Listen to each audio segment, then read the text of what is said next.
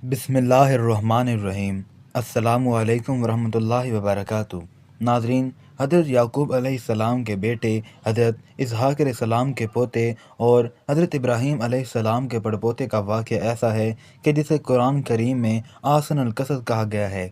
आज हम आपको उसी ahsanul क़सस के बारे में ही बताएंगे कि कैसे हज़रत ज़ुलेखा हज़रत यूसुफ़ अलैहिस्सलाम के इश्क में मुब्तला होकर गुनाह की तरफ माइल हुई और फिर सच्ची तौबा करने के बाद इन दोनों की शादी हो गई और फिर अल्लाह पाक ने इनके बदन से दो पैगंबर पैदा किए। इनकी शादी का हिस्सा जो कि वीडियो के आखिर में बयान किया जाएगा, एक बहुत ही निराला किस्सा है, इसलिए वीडियो को आखिर तक ज़रूर देखिएगा।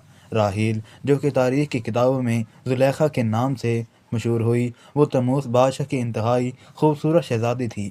अल्लामा इब्न कसीर लिखते हैं, 9 साल की उम्र में ज़ुलेखा को हज़रत यूसुफ़ अलैहिस्सलाम का दीदार ख्वाब में होता है। वो उसी वक्त उनकी दीवानी हो जाती है।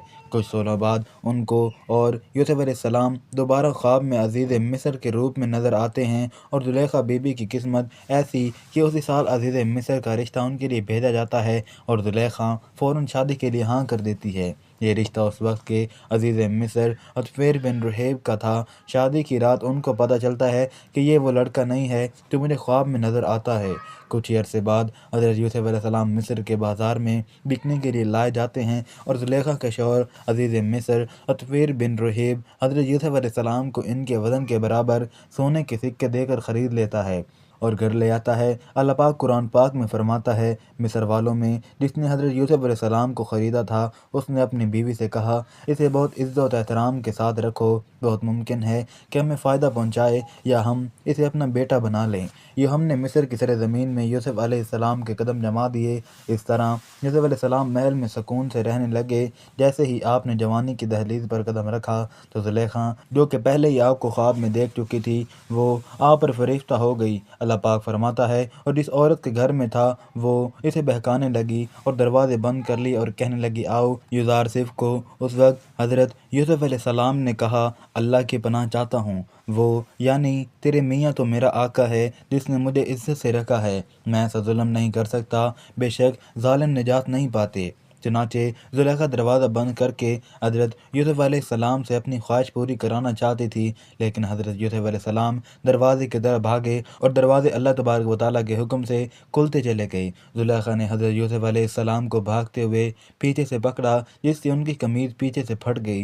ये सब बातें आपने तकरीबन सुन रखी होंगी, लिहाजा इसलिए वाक़े को मुख्तसर करते हैं कि अज़ीज़ मिस्र ने जब हज़रत यूसुफ़ अलैहिस्सलाम को यूँ बंद कमरे में निकलते हुए देखा और भागते देखा तो ज़ुलेखा ने शोर मचाना शुरू कर दिया कि यूसुफ़ अलैहिस्सलाम मेरे साथ बदकारी करना चाहता था, और बोली, जो शख्स तेरी बीवी के साथ बुरा इरादा करे तो बस उसकी सज़ा यही है कि इसे कैद कर दिया जाए और इसे कोई दर्दनाक सज़ा दी जाए।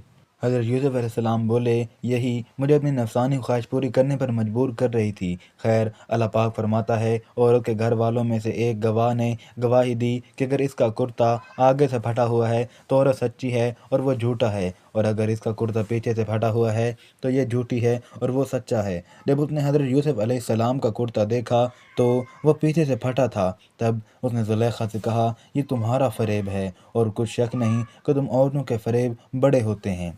फिर उसने कहा, यूसुफ, इस बात का ख्याल ना करो और ज़ुलेखा तो अपने गुनाह की बख्शिश मांग, बेशक ख़ता तेरी ही है। ये वाक़या बहुत ही मशहूर हो गया। शहर की तमाम औरतें ज़ुलेखा को लान तान करने लगी कि अपने ग़ुलाम के इश्क में मुब्तला हो गई है, और औरतों ने शहर में चर्चा किया कि अज़ीज़ मिस्र की औरत अपने ग़ुलाम को चाहती है, इसकी मोहब्बत में फ़रिश्ता हो गई है, हम तो इसे सरीह गलती पर देखते हैं। ज़ुलेखा ने तंग आकर एक दिन तमाम औरतों की दावत की और सबको फल तराशने के लिए पकड़ा दिए, और साथ ही हज़रत यूसुफ़ अलैहिस्सलाम को उनके सामने से गुजरने को कहा। बस फिर इन औरतों ने हज़रत यूसुफ़ अलैहिस्सलाम की खूबसूरती में मदहोश होकर फलों की बजाय अपनी उंगलियां ही काट डालीं, और ज़ुलेखा बोली, यही वो ग़ुलाम है जिसके बारे में तुम मुझ पर लानत मलामत कर रही थी।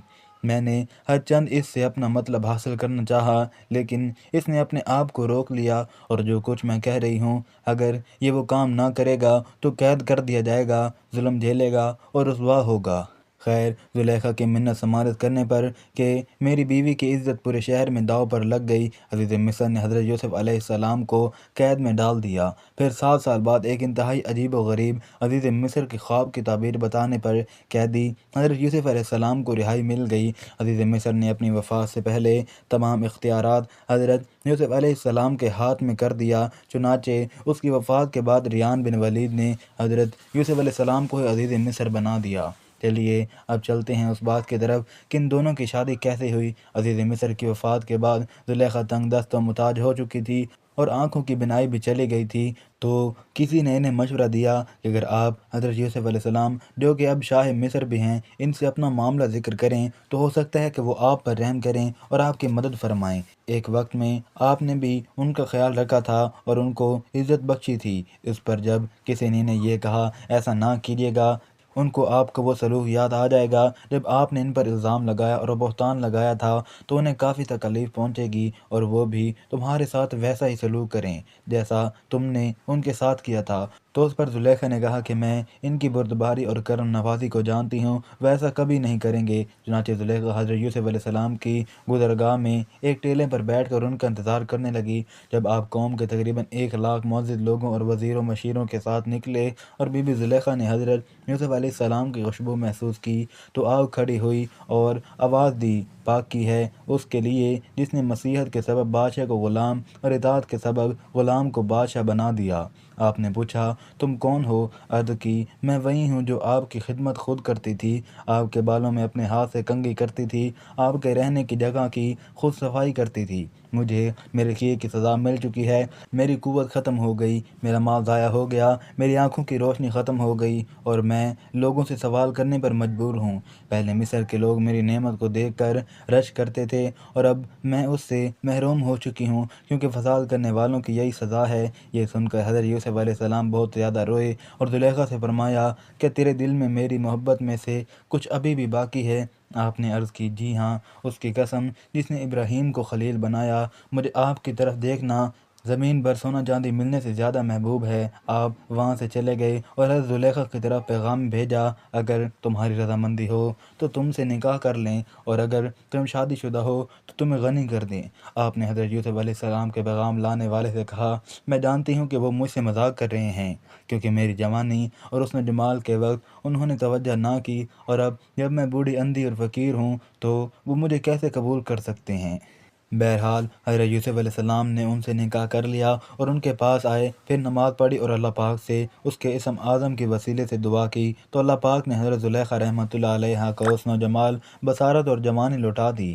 نکاح کے وقت آپ باکرہ تھی اور آپ سے ابراہیم بن یوسف اور منشا بن یوسف پیدا ہوئے۔ یہاں پر امام قرطبی الجامع الاحکام القرآن اپنی کتاب میں لکھتے ہیں کہ مصر کے بادشاہ نے عزیز مصر کی وفات کے بعد زلیخا کی شادی حضرت یوسف علیہ السلام سے کر دی۔ حضرت یوسف علیہ السلام نے شادی کی رات حضرت زلیخا سے کہا کیا یہ اس سے بہتر نہیں ہے یہ تم چاہتی تھی؟ وہ کہنے لگی اے یوسف علیہ السلام، مجھے ملامت نہ کرو، میں حسن و جمال اور نازوں میں پلی تھی اور میرا شوہر بھی ایسا تھا کہ جو عورتوں کے پاس نہیں آتا تھا، یعنی نہ مرد تھا، اور اللہ نے آپ کو وہ حسن دیا تھا کہ میرا نفس مجھ پر غالب آ گیا تھا۔ امام فخر الدین رازی لکھتے ہیں کہ یوسف علیہ السلام بے حد درجے کا حسن و جمال رکھتے تھے، جب اس بی بی نے آپ کو دیکھا تو اس سے دل لگا بیٹھی۔ یہ بھی کہا جاتا ہے کہ اس کا خاوند نہ مرد تھا، جس کی وجہ سے آپ باکرہ تھیں۔ حافظ ابن کثیر لکھتے ہیں کہ عزیز مصر کی وفات کے بعد جب عورتوں کے پاس نہیں جاتا تھا، حضرت یوسف علیہ السلام کی شادی حضرت زلیخا سے مصر کے بادشاہ نے کرا دی، جس سے حضرت یوسف علیہ السلام کے 2 بیٹے پیدا ہوئے۔ اسی طرح علامہ ابو الیث نصر بن محمد سکرقندی لکھتے ہیں کہ زلیخا کا خاوند مر گیا۔ ایک دن وہ سارے راہ بیٹھی تھی کہ اللہ تعالیٰ کی اس طرح شکر گزار ہوئی۔ زلیخا بولی سب تعریفیں اس خدا کے لیے جس نے ایک غلام کو اپنی عبادت کے بدلے بادشاہ بنا دیا اور بادشاہ کو اس کی نافرمانی کے بدلے غلام بنا دیا۔